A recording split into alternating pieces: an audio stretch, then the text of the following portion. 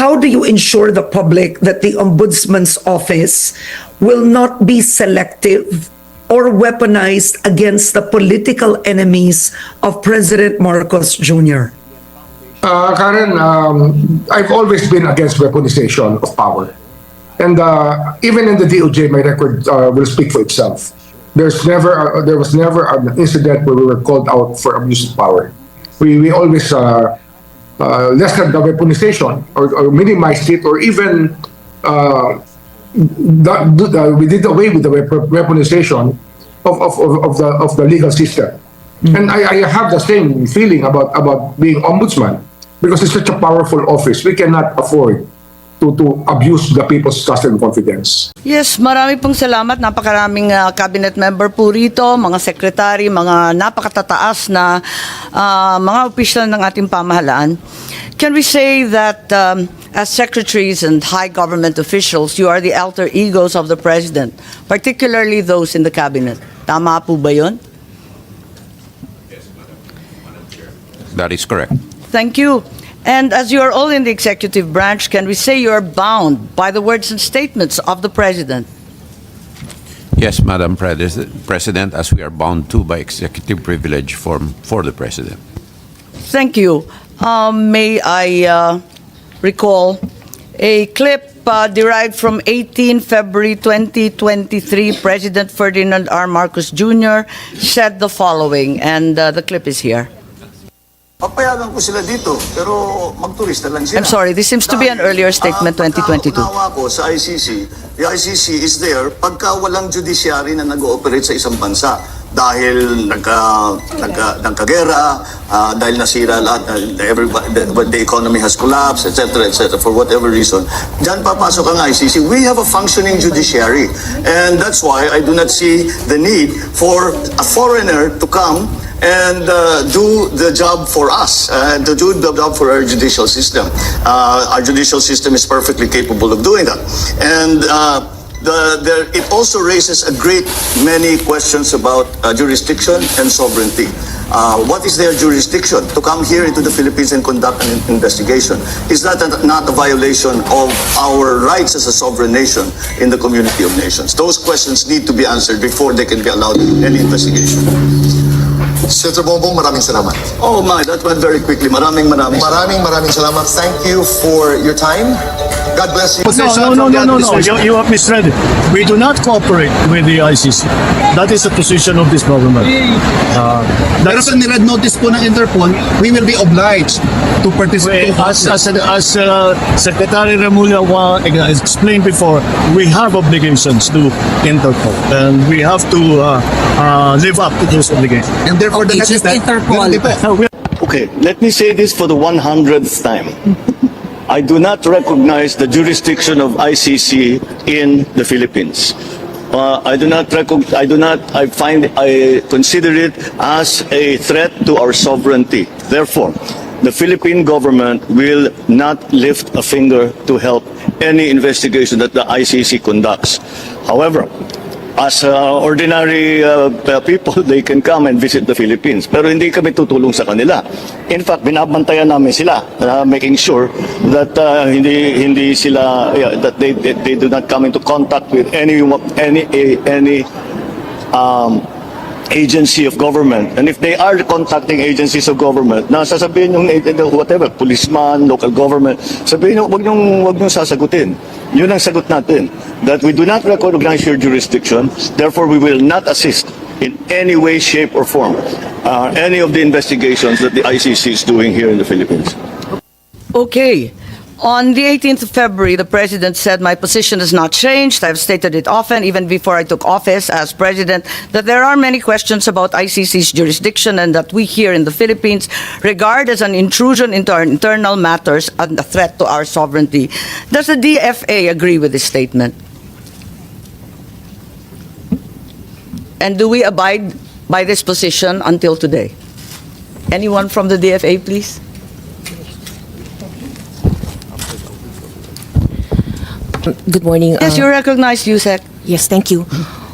Well, as I speak right now, the Philippines is not a member of the ICC. And the DFA defers to the Department of Justice as the implementing agency when it comes to cooperation on ICC matters. Madam Chair. Yes, so to the best of your knowledge and in the consideration of the DFA, we are not a member of the ICC. Yes, Your Honor. Thank you. And the DOJ, having been referred to, may I call on Secretary Remulla, please, to clarify this issue. We are not members of the ICC, ma'am.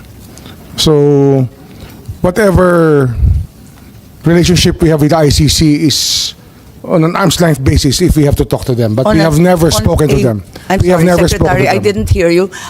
Whatever relationship we have It's is on an arm's length basis, meaning very transparent if ever.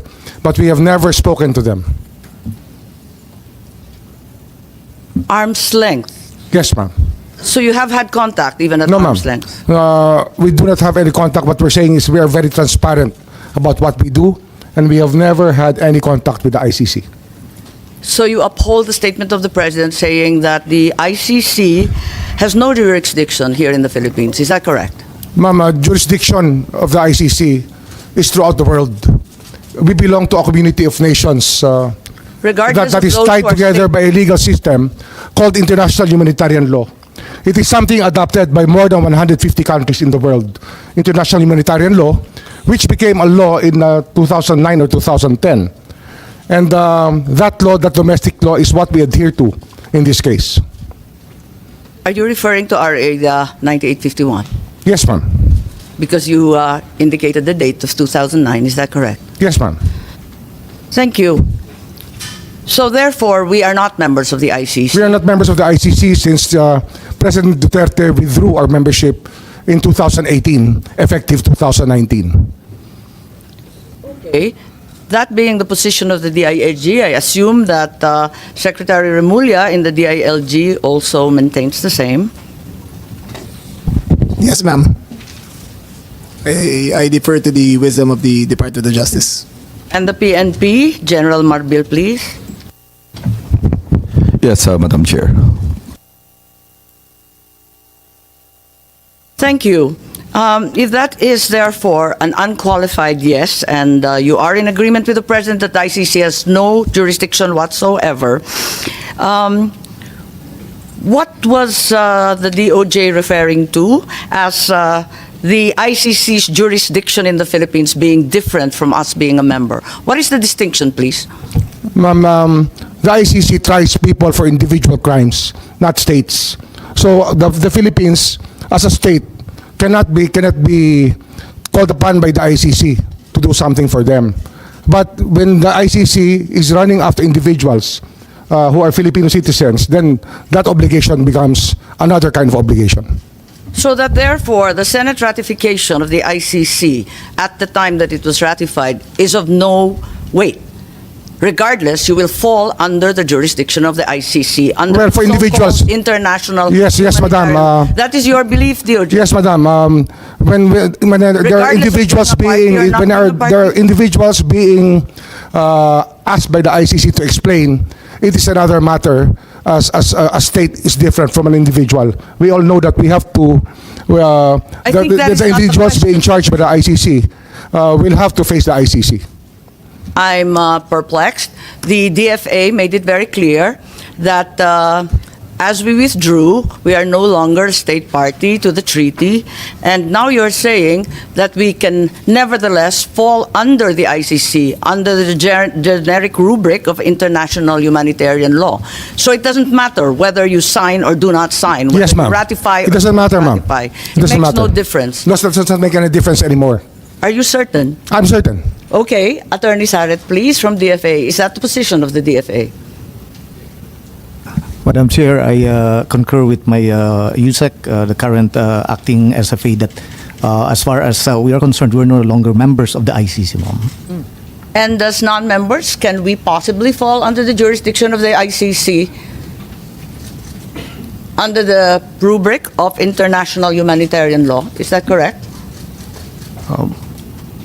Yes, ma'am, I think, because we, under the... What's the use of signing or ratifying a treaty if it bears no weight? Yes, ma'am. I defer, ma'am, to Secretary Remulla. May on I? this one, ma'am. I think it's your purview, your DFA. Yes, ma'am. But yes, ma'am, technically we are no longer a member of the ICC, but we might be obligated under residual jurisdiction as what the Supreme Court in one case already mentioned, that we still have residual jurisdiction. Thank you, Madam Chair. Yes, Madam Chair, if I may. I'm a little bit perplexed given that you are part of the executive. The president has said, as he said for the 100th time, that we are not under the ICC. Why is the SOJ now saying that we are nevertheless somehow, in some miraculous way, under the rubric of the international humanitarian law, still under its jurisdiction? Your Honor, it is not the Philippines that is under the jurisdiction. It is the individuals who are charged by the ICC, which is under the jurisdiction. There is a distinction, ma'am. Please explain. As non-members of the ICC, and as a state, the ICC has no jurisdiction over us as a country. But over the individuals who may have committed crimes that violate international humanitarian law, that is a universal value being held by the whole world today, that people cannot cross borders and hide behind boundaries so that they can run away from the law. International humanitarian law is something adopted. The principles are adopted by more than 150 countries throughout the world, Your Honor. Are you of the position, therefore, that international humanitarian law, as you said, is customary law? Is that the consideration? It is already customary law now. As we speak, it has become customary law throughout the world. Are you aware that procedural and admin matters do not form part of customary law? Surely the Secretary is well aware that procedural and administrative matters will still have to comply with the laws of the land. Of course, Madam, this goes without saying. Okay, thank you. Let me just pursue the question of the international humanitarian law being customary law.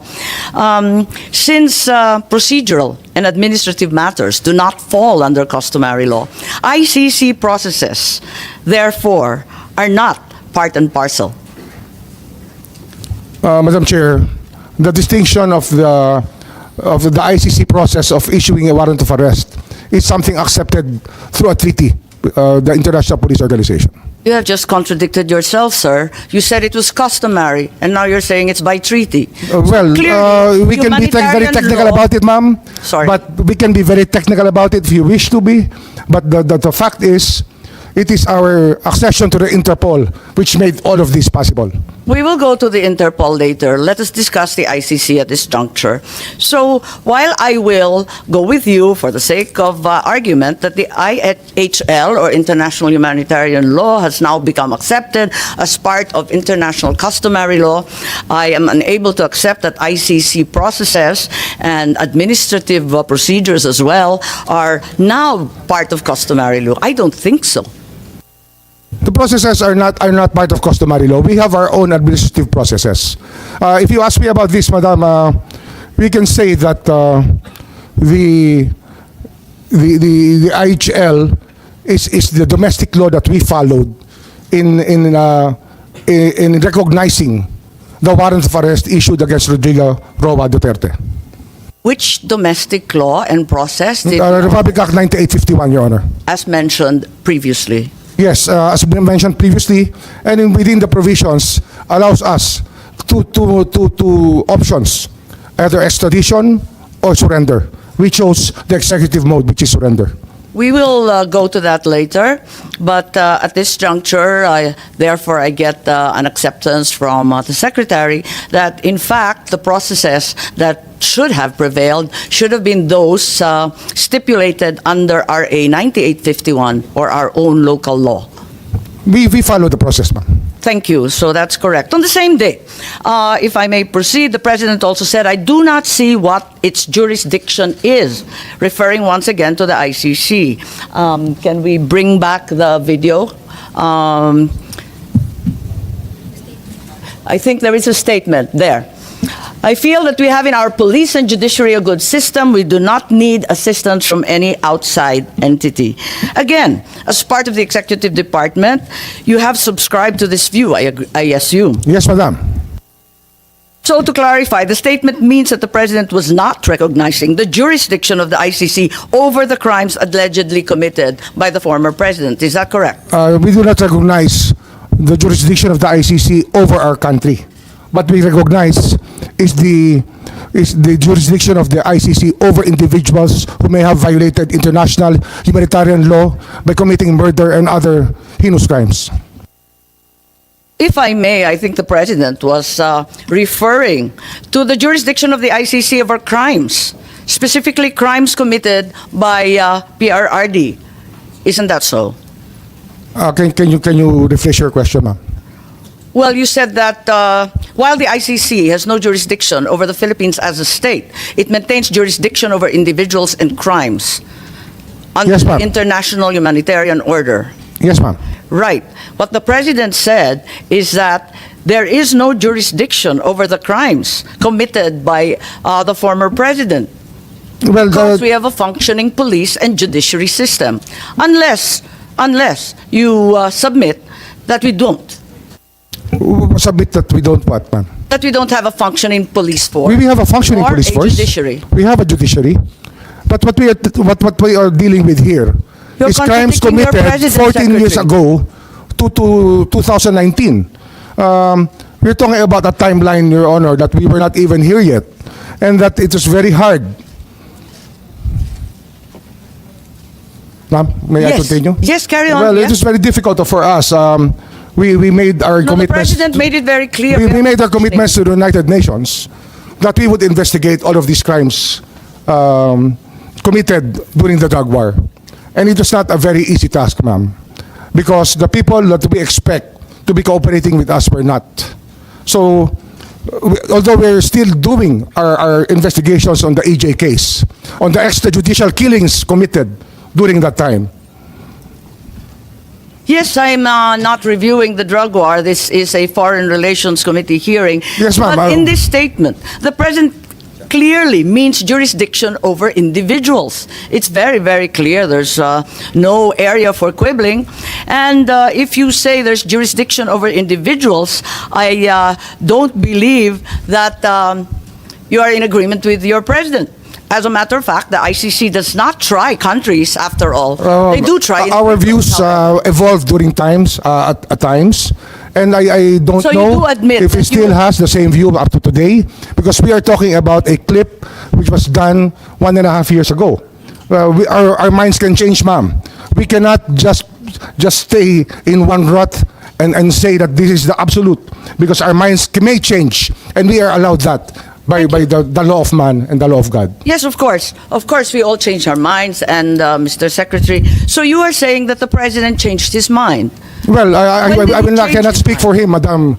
I cannot speak for him. Your conclusions are really your own, and I cannot adopt your conclusions here. They're not my conclusions. It's a bold statement, which really... Well, your statements of belief are your own, ma'am. I cannot adapt to your statements of belief, but I will respect them. The statement of the president is very, very clear-cut. I would like to show also a letter in December of 2023. Do we have it on hand? Can you enlarge it so that it's much clearer?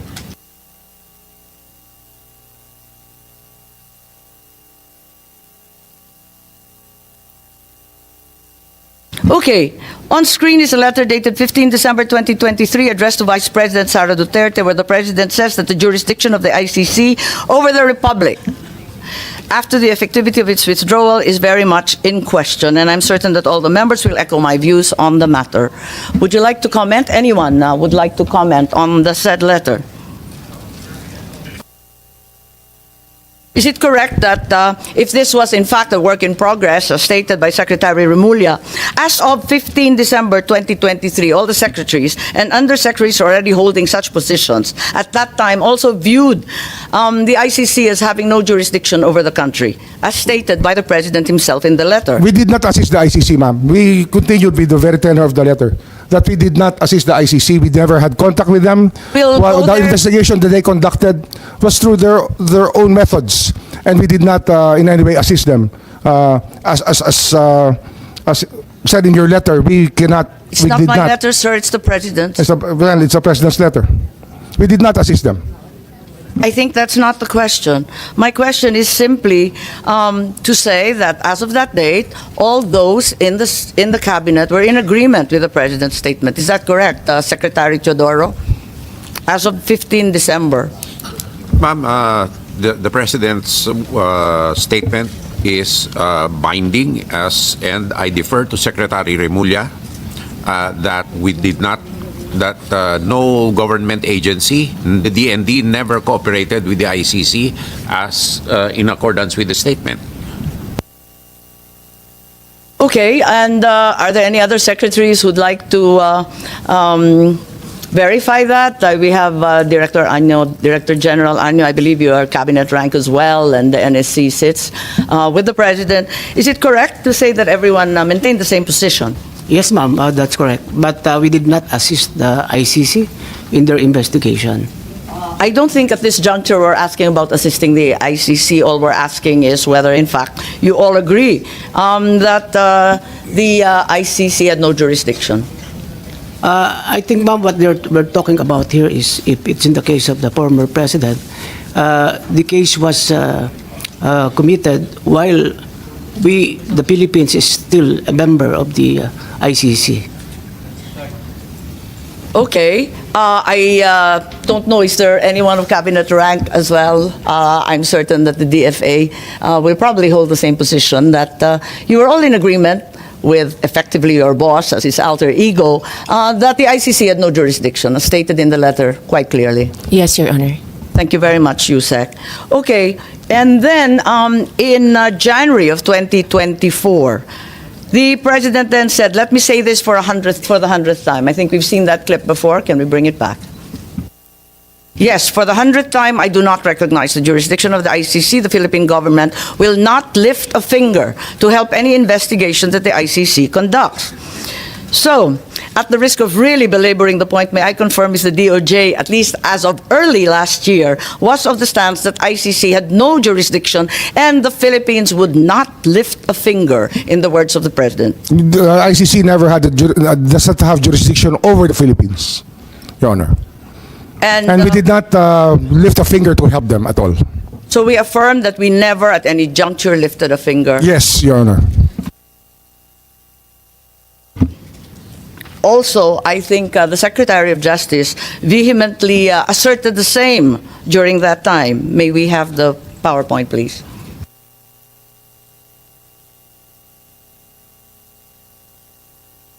Are these your words, Secretary?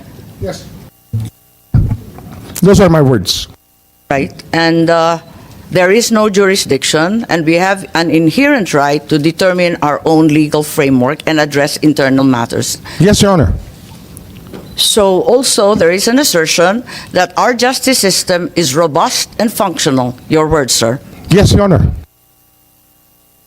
However, 10 days later, after Secretary Remulla gave the above statement, on 20 February, there seems to be a slight yet significant change in the tone of the president's rhetoric when he said, I am not certain if we have the PowerPoint. Do we have a slide with the president? I don't approve or deny it, but you know the ICC, haven't done anything illegal. We will do something about it. We are an open country.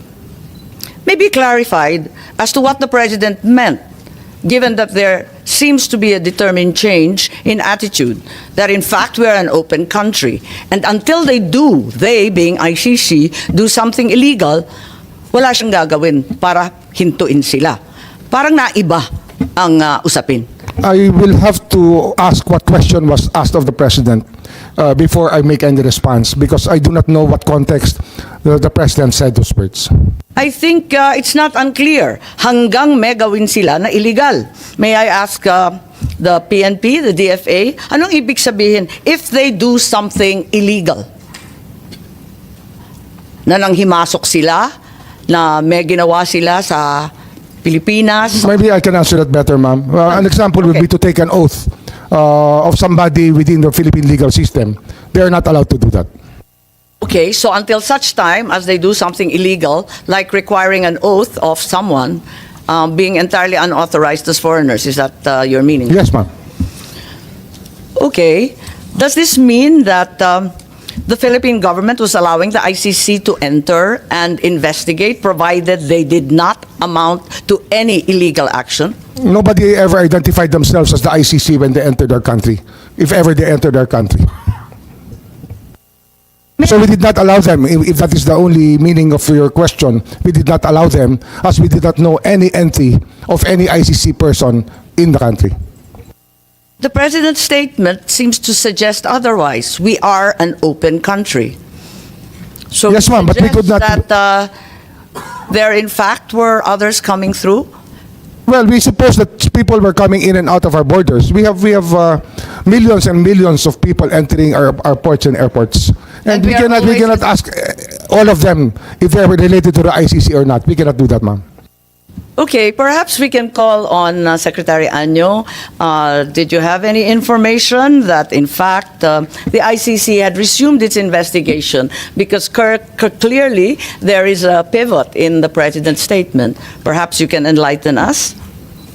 Ma'am, as far as the NSC is concerned, we have not monitored any investigation conducted by the ICC inside the country. So, at no point after the pre-trial chamber authorized the prosecutor to resume its investigation, did in fact resume its investigation in the Philippines?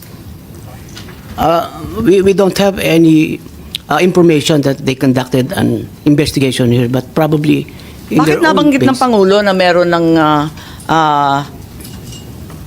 possibly illegal entry and that in fact they were welcome since we were an open country?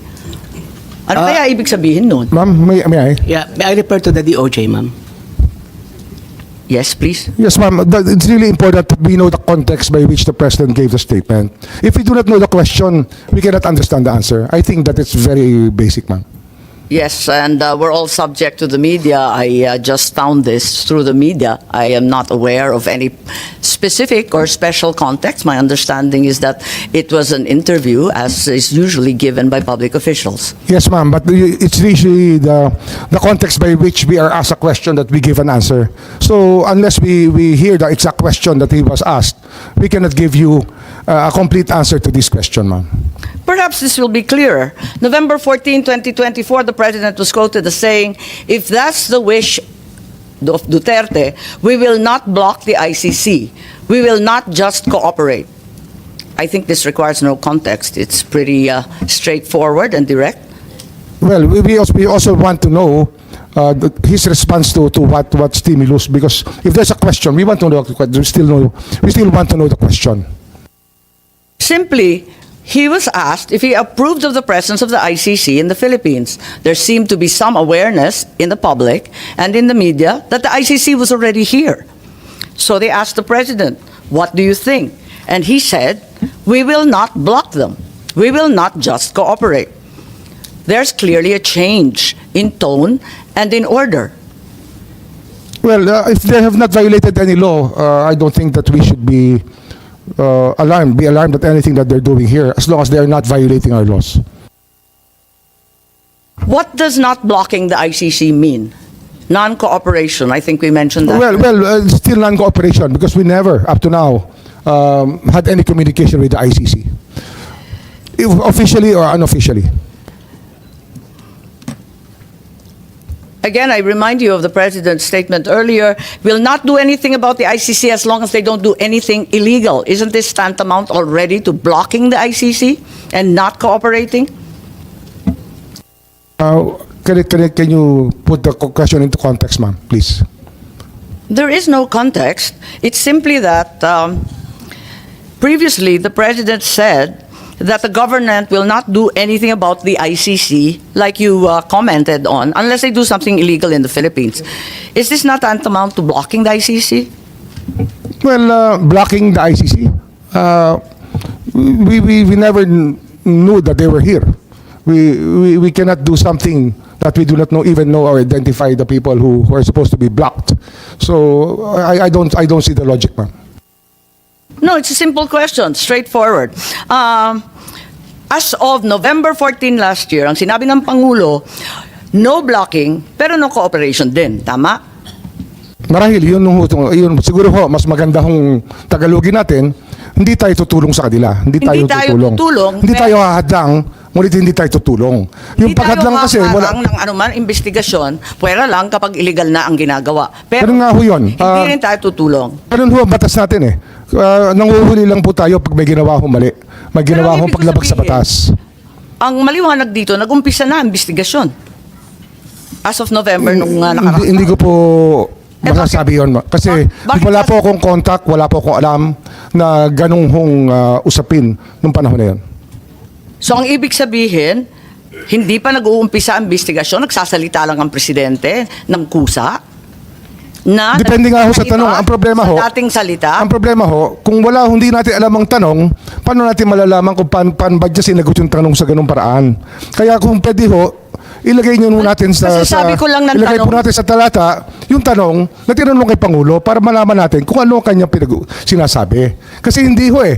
Ang ganitong salita po ay response po sa isang tanong. Kaya dapat yung tanong po sana iharap niyo po sa atin Binasa ko na- para buo ang pag-uusap. Tsaka sino po ang nagtanong? Anong pagkakataon yun tinanong?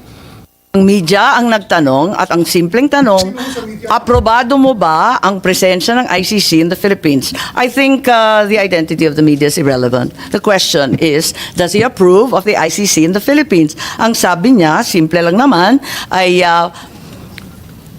kapag walang illegal, talaga naman sasalubungin natin sa ating bansa pagkat tayo ay bukas at malaya. Yun nga ho, tama ho yun. Yun ang sinabi niya. Talaga hong hanggang wala hong ginagawang illegal ang tao, ay pababayaan natin silang manatili sa tahimik. Tama. Ngayon, ang ibig sabihin nito, nag-umpisa na ang ICC investigation. Maybe we ask Secretary Anyo, please. Bilang NSC, baka mas alam ninyo kung kailan nag-umpisa yung parating nila, yung pabalik-balik po nila. Madam Chair, wala po kaming impormasyon. Hindi po kami aware na nagkaroon ng investigation dito ang ICC ng mga panahon na yan. As of November noong nakaraang taon, wala pang ICC investigation anuman na nalalaman po ninyo? Wala po kaming nalalamang investigation. At wala po kaming namomonitor na pumuntang ICC investigators. So ganun din ang ating Deputy DG Erico, si DG Guloy, baka may maidagdag kayo. Dahil ang pagkaintindi namin, pag narinig mo, nabasa mo, simpleng pagkaintindi, sinabi na ni Presidente hindi namin pagbabawalan. Ano kaya yun na pagbabawalan? Kung hindi pa nag-umpisa, bakit sinasabi niya hindi ko pagbabawalan hanggang hindi illegal? Nakakapagtaka. Ganon din po, Madam Chair. Wala rin po kaming informasyon at saka na-monitor na meron po ICC during that period, Madam Chair. So ang Pangulong mag-isa ang nagsabi na hahayaan niya, pwera lang kapag illegal na ang gawain. Siya lang mag-isa ang nagsabi nun, ngunit kayo, wala naman kayong impormasyon na naibigay sa kanya tungkol doon. Opo, Madam Chair. Wala po kaming informasyon na ibigay kay Presidente po, Madam Chair. Thank you. As we speak today, what is the stance of the executive? Does the ICC have jurisdiction over the crimes committed in the Philippines between November 2011 and March 2019? We just follow the Supreme Court's dictum in the case of Pangilinan Cayetano. And that is? That is, the residual jurisdiction is there up to 1 year from the date of withdrawal of the Philippines. Up to 1 year, right? Yes, Should Madam. bring us to March 2019. 2019. 2019. Yes, ma'am. So, pati yung residual jurisdiction na sinasabi po ninyo, hanggang 2019 na lang. Yes, ma'am. So, Yun wala po na- sabi ng Korte Suprema. Tama. So, ngayon wala na. Maski residual jurisdiction, wala na rin. Wala na po. Kasi 1 year lang eh. Pero tandaan po natin, ma'am, na ang ICC sa buong mundo ay tinitingnan ang ginagawa ng mga individual na marahil ay nakakapanakit sa kapwa nila at gumagawa po ng pag-violate ng mga karapatan ng mga tao. Yun po yung tinitingnan po na ICC rito eh. Kaya hindi po yan ang ating tinitingnan eh. Ang tinitingnan po natin talaga, ano ba talaga ang ICC? Ang ICC ay tinatag upang habulin yung mga individual na lumabag sa batas ng tao at sa batas ng Diyos. Yun ang pagkakaunawa ko.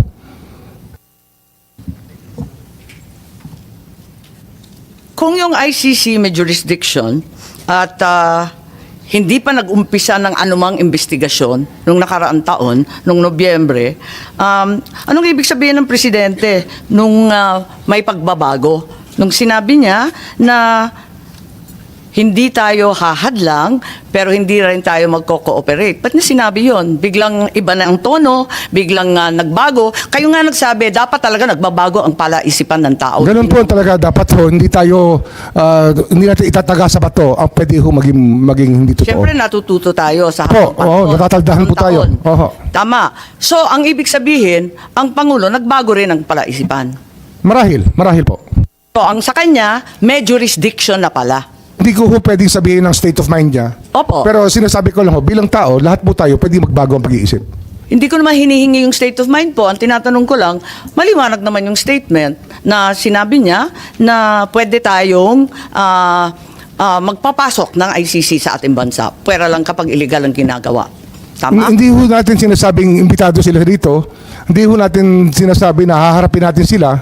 Ngunit ang tao ho ay labas-pasok sa Pilipinas. Pero At hindi tayo po po ay mga being very hospitable people, we welcome all people who want to partake of the beauty of our country. Ayun po yung ating pinag-uusapan dito. Pero hindi po ba yung mas maagang mga statement, yung mga unang statement, talagang hindi daw siya lalahok sa anumang investigasyon. Ngayon, hahayaan lang niya. Tama po. Marahil po, marahil. nagbago. Sabi ko nga ho, Nagbabago naman nga. Nagbabago naman ang pagtingin natin lahat sa buhay. Hindi naman po ang pagtingin natin nung tayo 20 anyos at ngayon ay pareho pa rin. Sana naman na tumatanda rin po tayo. Natututo rin po tayo. So do you mean to tell me that after saying 100 times that the ICC has no jurisdiction, the President at the 101st time changed his mind and determined that there was somehow some kind of jurisdiction that allowed them to come here and investigate? I cannot comment on his state of mind when he said that. I don't think it's a question of state of mind, sir. It's statements. His statement would speak for itself. When did the executive then change his mind, given that we are admitting he changed his mind, at least to some degree?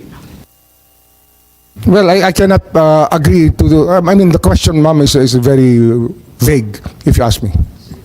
Hindi, nagbago, di ba? Nung una, sabi niya talagang haharangan niya. Because I cannot, bawal, as I said earlier, ma'am, korte. I Tapos cannot- biglang sinabi na bukas ang Pilipinas. Kung nag-iimbestiga sila, papasukin. Pwera lang pag may ginagawang illegal o may krimen. Again, I can say Malaking that pagbabago po yun. hindi ko ako pwede magkomento sa state of mind niya. Kung paano ho nag-iisip ang Hindi ko Pangulo, naman hindi pa ako tinatanong kung magkomento. galit, wala naman akong tinatanong kung masaya. Yun ang state of mind. Ang tinatanong ko, doon sa sinabi, hindi ba maliwanag na nag-iba? Sabi ko nga ho, lahat tayo nagbabago ng pag-iisip sa pagdaan po ng panahon. Okay. Tayo po ay natututo naman ng unti-unti at nauunawaan natin ng gusto ang kaya mga nga. pangyayari sa paligid natin. Kung aaminin natin na nagbago ang pag-iisip, bakit? At kailan nagbago yung pag-iisip natin tungkol sa jurisdiction ng ICC? Bakit? At meron bang dahilan? Baka may alam ang DND, baka may alam ang NSC para maintindihan natin kung saan na tayo ngayon. Kasi tayo ay nag-iimbestiga in aid of legislation. Gusto ko malaman saan ba tayo patungo. Ano na ba ngayon? Palibasa, eto nga, admitido natin, nagbago. Kung nagbago, saan na tayo ngayon? Siguro ho yung pag-unawa po ng ICC jurisdiction. Kasi nung nag-aapela pa tayo sa ICC, na sinasabi natin na hindi tayo saklaw dito. Marahil ho, yung isang pagising natin sa katotohanan na ang inahabol ng ICC ay hindi naman bansa, ngunit individual. Marahil yun po yung pag-unawa na nagbago sa ating lahat.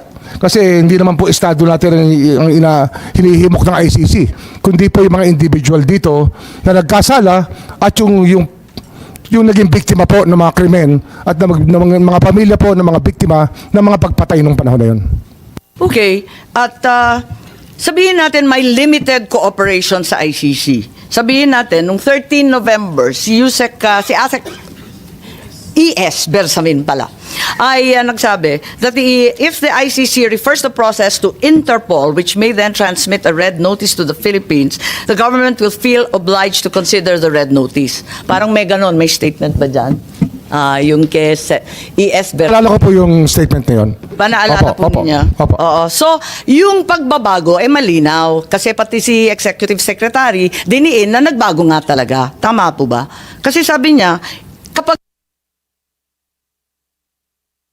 lalo kapag may pulang notisya. Marahil ho, dahil dito sa mga karanasan natin sa mga nakaraang buwan na tumutulong po ang Interpol sa ating bansa. Kaya ang paggalang natin sa Interpol ay ganun-ganun na lamang.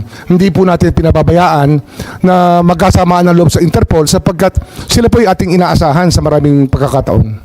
Tama, talagang lumalahok tayo at umaasa sa Interpol. Ngayon, nung January, kayo po nagsalita. At tatanungin ko kung tama po ba to. At sinabi na the Marcos administration ay uupo kasama na ng ICC. Talagang uupuan na natin to discuss certain areas of cooperation. So, hindi na no cooperation, no blocking, no limited. At tatalakayin ang ibang mga areas kung pwede, kung saan pwede makipagkaisa. Tama ba yun? Hindi ko naalala yung statement. January 2025 po, sinabi ninyo, uupo kayo kasama ng ICC para malaman doon sa kanilang investigasyon ukol sa libo-libong pagpapatay ng drug war ni Presidente Duterte. Sabi mo, ayon sa report, na yung cooperation with an international tribunal ay pinapayagan sa ating batas. At yung ICC representatives have been going in and out of the country without any of us raising anything. January 2025 po. So ano ho yung tanong? Ang sinasabi ko, what happened to the President's statement that the government will not lift a finger? And what happens to your own assertion that there will be no blocking but no cooperation? Ngayon, nakikipagtungo na tayo sa ICC. Hindi, yun po yung sinasabi natin, nagiging bukas ang ating isipan, ngunit hindi po natin ginawa. Hindi po tayo nakiupo, hindi tayo nakipag-usap. Yun po yung malinaw sa lahat. Pero handa kayo noon, ngunit hindi natuloy. Ganun po ba? Marahil ho, kung meron hong tutulay, pero wala naman hong tumuloy eh. Kaya wala hong nangyari. Pero meron rin kayo sinabi that the ICC representatives as of January 2025 have been going in and out. Labas-pasok sila sa ating bansa. Hinahayaan lang natin. Hindi ko po hindi ko ho alam yung pagpasok at paglabas nila. Meron po wala ko kung kaalaman sa pagpasok at paglabas. Marahil sa kanila pag-iimbestiga, labas-pasok sila rito. Ngunit hindi wala akong nagsasabi sa akin na ICC po yung labas-pasok dito. Wala pong ako report sa immigration. Wala po akong report sa ating mga... Kayo po nagsabi, kaya ako nalaman na may ICC representatives na labas-pasok dito sa ating bansa na hindi tayo umaalma, hindi tayo nagre-reklamo. Yun na ang pagkasabi po ninyo. Sabi nga namin dati pa, kung wala ho silang nilalabag na batas, ay malaya po silang maglabas-pasok sa ating bansa. Katulad po na kahit sino pang turista o sino pong nais bumisita sa ating bansa. Iba po yung pakay ng turista, iba naman yata ang pakay ng kinatawan ng ICC. So, nag-iba na talaga. Sa bandang January ng 2025, hinayaan na natin sila na lumabas-pasok dito sa ating bansa. Ganun po ba? Hindi po wala tayong hinahayaan, hindi lang ho tayo nagtatanong kung hindi natin tinatanong ang lahat ng labas-pasok dito kung sila po ay ICC. Pero kasi nga sa dami po ng labas-pasok sa atin, hindi po natin tinatanong. So hanggang Enero nitong taon talagang maliwanag na labas-pasok na yung mga ICC. Ano? Hindi ko po alam eh. Wala pa akong personal knowledge. I can only speak from personal knowledge. Narito kasi sa Philippine Star at sinabi na I know that as anecdotally from people I know from the human rights community, they've been in contact here. May mga nagkikwento po na may kausap silang ICC. So alam po ninyo. Kasi sabi mo in-identify pa ninyo yung source. Sabi ninyo yung human rights people. Nagko-contact usap na. Di alam na ninyo na nandito na yung ICC. Ay, hindi ko nalalaman kung nandun sila. Sinasabi lang nila may kausap sila. Hindi ko sinasabi ko saan sila nag-usap at paano. Pero, siyempre marami hong gustong tumulay, ngunit hindi naman natin, hindi ho nagkaroon ng pagkakataon na makilala talaga namin na ICC o makaharap. Kahit kailan po hindi namin nakaharap ang ICC. Pero alam ninyo na may galaw na sila at nag-iimbestiga na sila. 7 taon na po silang gumagalaw, ma'am. 7 taon na. Hindi naman ngayon lang yan eh. 7 years ago, the ICC was already investigating what happened during the drug war. What happened 7 years ago? Parang nahinto eh. Bakit sinabi natin na hindi na tayo Yun lang po yung aking recollection kung kailan sila nagsimula. Na parang 2016 nga, baka 9 years ago pa. Sinimulan na po nilang bantayan ang ating drug watch, yung ating drug war, noong nagsimula po yung patayan. Pero matibay ang ating kalooban, matibay ang paninindigan natin na hindi natin tutulungan at talagang tututulan natin pagkat meron tayong sariling pulis, may sarili tayong mga korte. Ang liwaliwanag nun. Opo. Bago lamang. Meron po tayong panahon na binabantayan dito. May panahon po tayong binabantayan dito. 2016 hanggang 2019 ay doon po ang kainitan ng drug war. At ito po, ang dami ho lumalapit sa aming opisina, humihingi ng tulong na maimbestigahan yung magpatay kung kani-kanino na lamang. Pero marami ho kaming talagang naging ano eh. Kailan pumunta sa opisina ninyo? Kasi binabanggit ninyo, hindi pa Marcos administration, yung 2016 to 2019. Kailan nag-umpisa? Simula ho sila pumunta sa amin, 2022 na. So matagal na ho nakalipas ang mga krimen na nangyari. Pero nung umpisa, ang sinasabi natin, paulit-ulit, talagang hindi tayo tutulong at hindi natin hahayaan sila manghimasok. Maybe we can ask Secretary Anyo, sorry, kumakain po kayo, violation na naman ng human rights po to. Pero kung maaari bilang pinuno ng National Security Council, baka may naalam kayo tungkol sa pivot kasi parang nag-iba eh. Di nag-iba. Bakit nag-iba? Nung una, ang tindi ng ating paninindigan na hindi kailanman tayo tutulong sa ICC. Biglang lumambot. Nahahayaan natin pag pumasok sila. Tapos, pagkatapos nun, meron ng statement, uupo tayo. Kung may mamamagitan, pag-uusapan kung saan tayo pwede tumulong. Meron ba kayong alam, Secretary Anyo? Kasi maraming nagsasabi na kayo daw ang dahilan kung bakit nagbago ang isipan ng ating administrasyon. Madam Chair, palagay ko po ay walang basis po yung ganong klaseng allegation sapagkat ito po ay legal na usapan at hindi po kami nag-focus sa legal na usapan sapagkat ang sa amin po ay on the lens of national security. Tapos wala rin po kaming na-monitor na pumasok dito ng mga ICC investigators nung sinasabi ng mga panahon na yan. So wala kayong alam tungkol sa pagbabago ng isipan at polisiya ng ating administrasyon?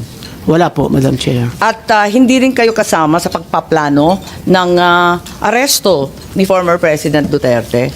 Ma'am, meron po akong opening statement. Pwede ko po bang basahin? Siyempre, oo. In the meantime, if I may recognize the arrival of Senator Cayetano. Subalit sa kabila nito, nagsalita po ang ating mahal na Secretary John Vic na ang nagplano po rito, o yung pagkaintindi namin, ang nagplano ay kayo. I would like Secretary to Anyo, Secretary Gibot Chodoro, at ang pinangalan, ang Chief PNP, General Marbil. Parang apat yung pinangalanan sa isang interview ng ating Secretary ng DILG. Can I answer that, ma'am? Yes, please, you're recognized. The question was, who planned this? I did not state in any way who planned it. The meeting was of executive privilege. It is a conversation between the president and the ones I mentioned. There were. So what exactly did you say? Ano sinabi po ninyo? They Ang asked me- pagkaintindi namin, itong apat na pinangalanan, ang siyang nagplano. Ma'am, we're already invoking executive privilege in this matter. Yes. We're invoking executive privilege in this Yes, matter. that's fine, but it's Yes. in the interview and it's Yes, ma'am. public. It goes as far as the interview, ma'am. Yes, ma'am. Yes, I'd like to understand. I think your brother was trying I to did not explain state in any what he way. said in the interview, and I'm They happy asked to hear me it. if I planned it. I said it was not me. There were other people in the room, but we did not discuss any plans of any arrest. Saan nanggaling yung mga pangalan na ito? Ma'am, that again is executive privilege. Ma'am, let Pero me explain, ma'am. Let me nandun explain sa first, ma'am. interview po eh. Yes, yes, Ang ma'am. liwanag Let eh. me explain first, ma'am. We were discussing rumors of an impending arrival based Parang on. hindi yung ganun ang dating sa amin eh. Ang pagkaintindi that is namin, the whole apat na truth, nagplano. ma'am. That is we were discussing rumors. Go ahead, ma'am. Patugtog na lang natin para maintindihan ha. And who was really on top of this? Kayo ho ba? Because during the press conference of the president, it was you and the president. Yes. So ikaw ho ba nagplano ng lahat ng ito? Hindi naman, hindi naman. It was a group effort. Secretary Chidoro was there, Secretary Anyong was there too, and the President and I. So, hindi naman ako. Ako lang ang I natira. stand by that, ma'am. Last man standing doon sa Malacanang. I stand by that. Kasi Secretary Isidoro was working out of his office. Napakaliwanag po ng sinabi Yes, ma'am. ninyo. Wala Secretary namang Anyo, of mapakiyaw-kiyaw course, dun sa is sinabi. Yes, ma'am. Patayin na muna natin. Pakaliwanag naman ang sabi ninyo, hindi ako mag-isa kahit ako ang kasama ng presidente nung nagsalita Yes, ma'am. sa press con, hindi ako mag-isa ang nagplano. Isang grupo kami. Tapos pinangalanan mo. No, ma'am. Sinabi ninyo I state, ma'am, again, executive privilege. But, ma'am, Walang executive privilege kasi binunyag na ninyo I sa must TV. state it very clear, as I stated very clear, that there was no mastermind. We were discussing mainly about what the president's statements were in Hong Kong, and it was based all on that statement, ma'am. Sinabi ninyo na hindi kayo mag-isa na nagplano, kundi isang There was no grupo. planning, ma'am. Pero yun ang sabi I said, hindi ako nagplano. Marami May kaming- isang grupo na Ang nagplano. We were all talking about a rumor, ma'am, and that was all. Rumor lang yon. Yes, ma'am. Group effort ang sabi mo eh. Ang tanong niya kung ikaw ang nagplano, tapos sabi mo, There was no hindi, planning, group ma'am. effort. There was no planning, ma'am. Anong Earlier- in-effort ng group Ma'am, kapag hindi let plano? me make- I think that intruding into executive privilege already, ma'am. I think that we please No, I'm respect just our. asking him to explain the media. Yes, ma'am. But Yes, it's already a I'm very thin confining- dividing line between what transpires in a room between I will- cabinet members I will- and a media statement. But there's a very thin dividing line, ma'am. Understood. I hope that we can respect executive privilege. Understood, and the Senate and the Secretary Chodoro is fully aware. Every time there's a need to recess to executive session, I'm happy to do so, and I will do so when necessary. Pero ngayon, sinabi kasi sa TV, paliwanag naman ninyo sa atin kung ano ibig sabihin. Kasi ang sinabi, hindi ako mag-isa na nagplano, may grupo kami. They asked me if I had planned it. Sabi ko, I did not. I did not plan it. I said we were there, and not to skirt, ma'am, executive privilege. It was mainly because of the statements of the former president in Hong Kong that he said, in his words, ma'am, in Hong Kong, that, I think you have a clip, he said that ang reading ko ay may ICC warrant of arrest na. That was the best of my recollection, ma'am. So anong pinag-group effortan? Anong To diniscuss discuss the rumor, ng ma'am. grupo na But again, ma'am, pinangalanan nyo? as far as I will invoke in executive privilege, you cannot plan on a rumor, ma'am. Kaya nagtataka So, ako, again, bakit ma'am, group effort? Chismis lang naman yun. Chismis nga. Ayun Kaya nga, yun. kung chismis, bakit mag-group effort pa? Tapos pinangalanan mo Ma'am, pa lahat na maraming nagpapag-group marites sa effort? mundo to, ma'am. Dabis naman yung marites, dami-daming It marites was a sa amin. discussion of a rumor based on the statement of the president in Hong Kong. Nakakatuwa lang dahil chismis lang pala eh. Bakit sesentensyahan yung tao sa base ng chismis? It was a discussion of a rumor based on the statement of the president in Hong Kong. So you deny that you're part and parcel of the planning and that the other persons you named, hindi rin sila kasali dun sa pagpaplano? Again, ma'am, we were discussing the statement of the former president while he was in Hong Kong, that he said that he said, in his words, ang reading ko ay may warrant of arrest na ako. So that was the only basis of the conversation, ma'am. So ito yung group effort ninyo? Yes, ma'am. Pinagtulong-tulungan ninyo yung isang bahagyang chismis? It was, ma'am, all of that is, again, the statement of the former president, not ours. Okay, so walang kinalaman to. Pero para lamang sa kaprasong chismis, magtitipon-tipon pa yung mga sekretary ng kabinete. Nakakatuwa naman. Call it what you may, ma'am. Walang magawa. Opo. Anyway, nabanggit na paulit-ulit itong Interpol, ano? At nabanggit na ng SOJ. At Ma'am, alam naman natin. ma'am, Yes if po. I may, since Yes, our Secretary name Chodoro, was, please. O kasi kasali kayo eh. alluded to, the Department of National Defense and the Armed Forces of the Philippines has no law enforcement mandate. Our sole mandate is to give support to the Philippine National Police when it is asked for. And therefore, such ends our jurisdiction. The operation is clearly a law enforcement one, and the Philippine National Police has the power to ask the armed forces to assist. And that is the extent of the participation of my department and the armed forces of the Philippines. And all other matters in supporting the Philippine National Police are covered by operational security.